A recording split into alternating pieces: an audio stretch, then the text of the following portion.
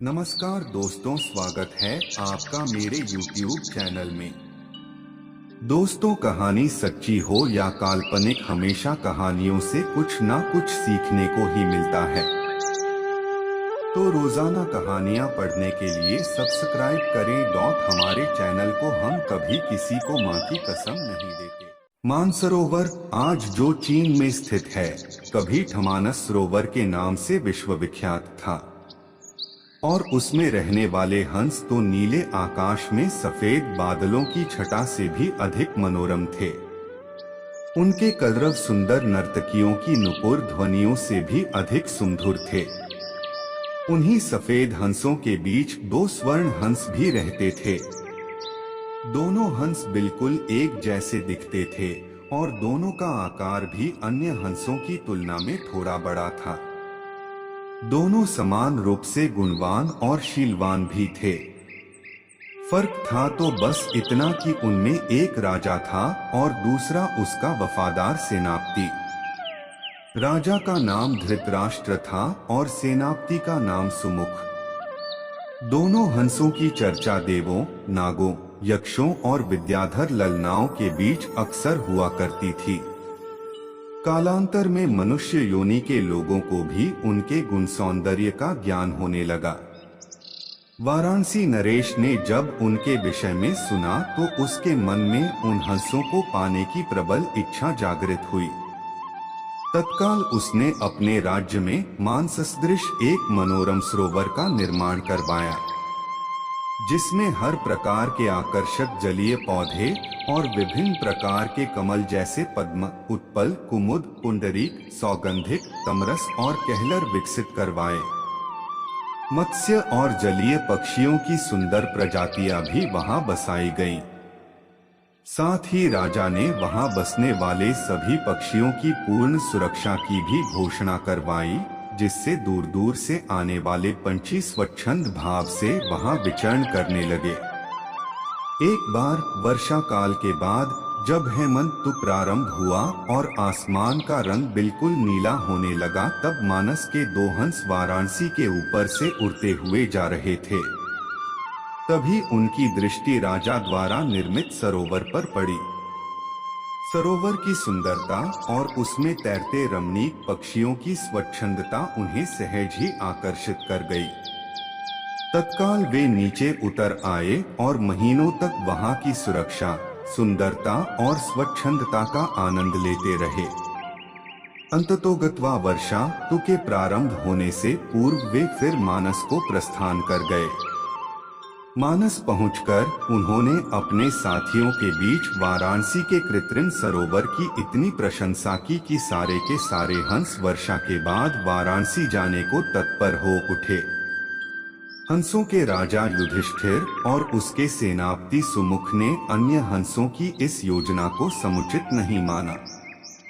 युधिष्ठिर ने उनके प्रस्ताव का अनुमोदन न करते हुए यह कहा कि पंछी और जानवरों की एक प्रवृत्ति होती है, वे अपनी संवेदनाओं को अपनी चीखों से प्रकट करते हैं, किंतु जंतु जो कहलाता है मानव बड़ी चतुराई से करता है। अपनी भंगिमाओं को प्रस्तुत जो होता है उनके भावों के ठीक विपरीत। फिर भी कुछ दिनों के बाद हंसराज को हंसों की जिद के आगे झुकना पड़ा और वह वर्षा ऋतु के बाद मानस के समस्त हंसों के साथ वाराणसी को प्रस्थान कर गया। जब मानस के हंसों का आगमन वाराणसी के सरोवर में हुआ और राजा को इसकी सूचना मिली, तो उसने अपने एक निषाद को उन दो विशिष्ट हंसों को पकड़ने के लिए नियुक्त किया। एक दिन युधिष्ठिर जब सरोवर की तट पर स्वच्छंद भ्रमण कर रहा था, तभी उसके पैर निषाद द्वारा बिछाए गए जाल पर पड़े। अपने पकड़े जाने की चिंता छोड़ उसने अपनी तीव्र चीखों से अपने साथी हंसों को तत्काल वहां से प्रस्थान करने को कहा, जिससे मानस के सारे हंस वहां से क्षण मात्र में अंतर्धान हो गए। रह गया तो केवल उसका एकमात्र वफादार हमशक्ल सेनापति सुमुख। हंसराज ने अपने सेनापति को भी उड़ जाने की आज्ञा दी, मगर वह दृढ़ता के साथ अपने राजा के पास ही जीना मरना उचित समझा। निषाद जब उन हंसों के करीब पहुंचा तो वह आश्चर्यचकित रह गया, क्योंकि पकड़ा तो उसने एक ही हंस था, फिर भी दूसरा उसके सामने निर्भीक खड़ा था। निषाद ने जब दूसरे हंस से इसका कारण पूछा तो वह और भी चकित हो गया, क्योंकि दूसरे हंस ने उसे यह बताया कि उसके जीवन से बढ़कर उसकी वफादारी और स्वामी भक्ति है। एक पक्षी के मुख से ऐसी बात सुनकर निषाद का हृदय परिवर्तन हो गया। वह एक मानव था, किंतु मानव धर्म के लिए वफादार नहीं था। उसने हिंसा का मार्ग अपनाया था और प्राणातिपात से अपना जीवन निर्वाह करता था।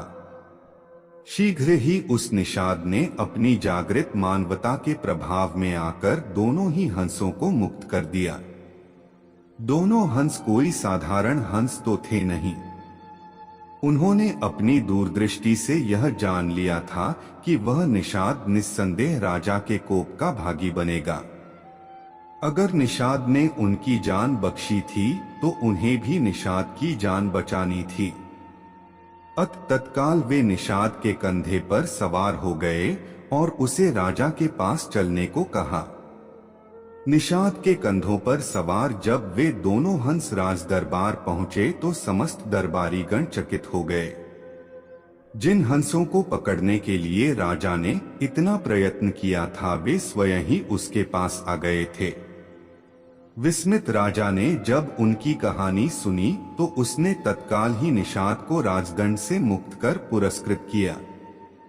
उसने फिर उन ज्ञानी हंसों को आतिथ्य प्रदान किया तथा उनकी देशनाओं को राजदरबार में सादर सुनता रहा। इस प्रकार कुछ दिनों तक राजा का आतिथ्य स्वीकार कर दोनों ही हंस पुन मानस को वापस लौट